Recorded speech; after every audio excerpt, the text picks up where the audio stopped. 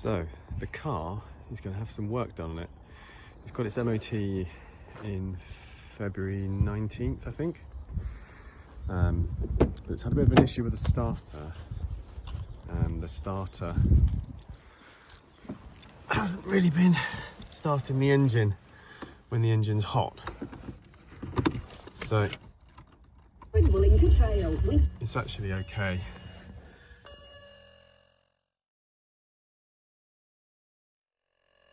At the moment.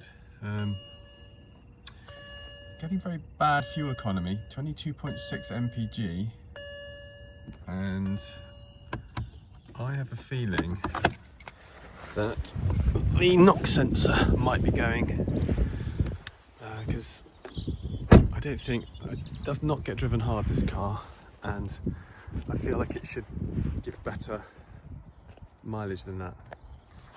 But anyway, so the starter needs replacing. I'm going to do the knock sensors, and then I'm going to do the crankshaft position sensor. So, because that's all to be done at the same time. So, watch this space. Okay, so I've replaced the starter. I've replaced the crankcase, the crank position sensor. I used the same bolt for that one. I've replaced the knock sensor, one there. Now I'm going to put it back together. I was a bit worried about which cables go where. On the back of this, there's a block here, and I was just thinking, well, where do these go? But actually, I don't think it matters because they're all in a connector block. So as long as they're all plugged in, it should be fine. So I think that one comes from here. This one comes from the CCV and goes into that one, and then these other two are for this one, and this one is another one from the CCV. I think they might all be from the CCV, I'm not sure. Does this one run?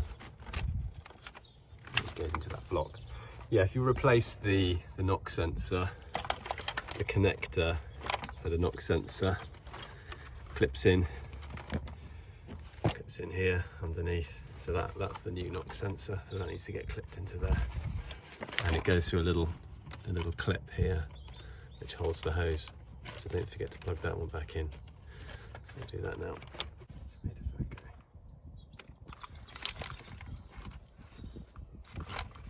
that way, isn't it?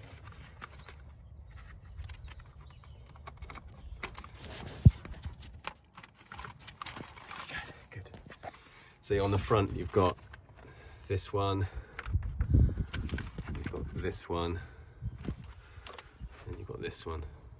So we just got to make sure, and then these are the oxygen sensors that come up through the cylinder head. The cylinders look pretty good.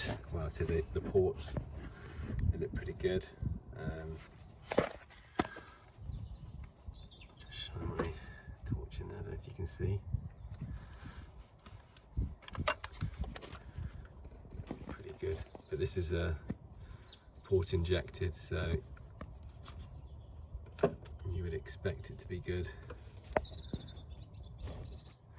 There's a bit of dirt on the manifold, but I'll just wipe that off. But yeah, otherwise it's not too bad. It's not really many leaks or anything that's, this side's looking a bit grubbier. I don't really know what causes that. Probably something leaking, another leak. Now this, they said that the manifold, the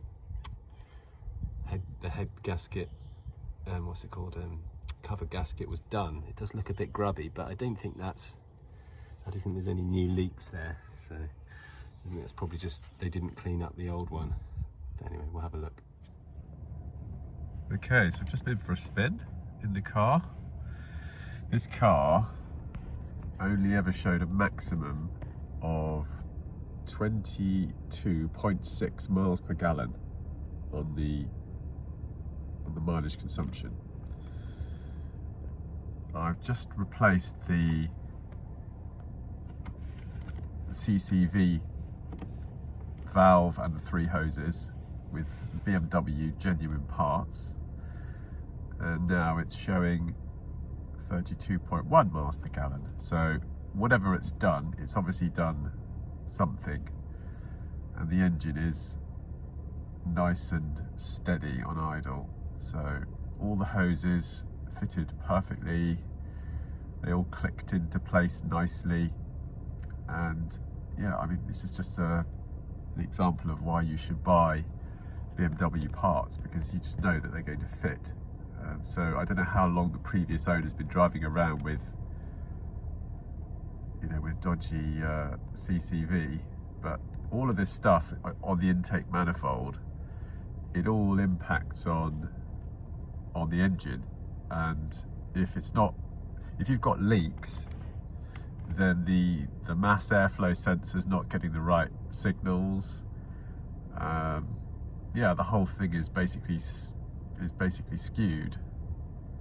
It's a bit like having a crack in your intake manifold.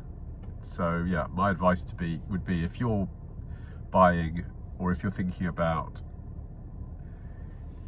replacing your CCV, buy genuine BMW parts.